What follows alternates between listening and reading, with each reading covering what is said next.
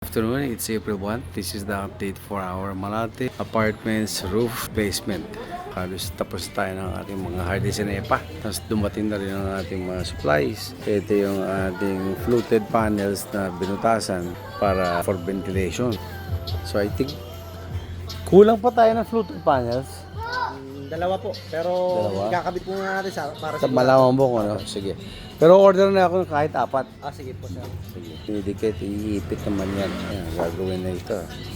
Ayan, mga prepare na. Ayan, dito oh. Lalagyan na yan dyan. Ito, lalagyan na rin yan dyan. Tapos dumating na rin ang ating mga 0.6 mm na rib type. Ang tigas, ang super tigas daw.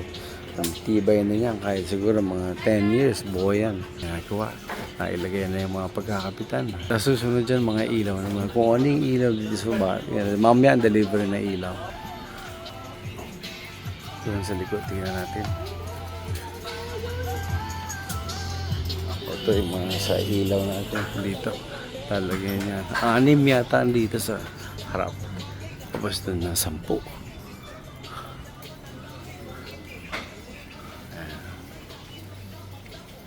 Ayan, no? Pero dito ko gusto maglagay ng hagdan. Pero dito lalagyan natin ng water tank dyan. Para gagawin natin para gawin sa ating pako. 6 na linya papasok sa water tank, 6 na linya labas para for each of the ano. So any of the 6 can fill na the water tank para mababa ang ating bill. Hindi yung isang metro lang pupunin ng ganyan. Mahal yun. Magiging commercial rate o residential tayo.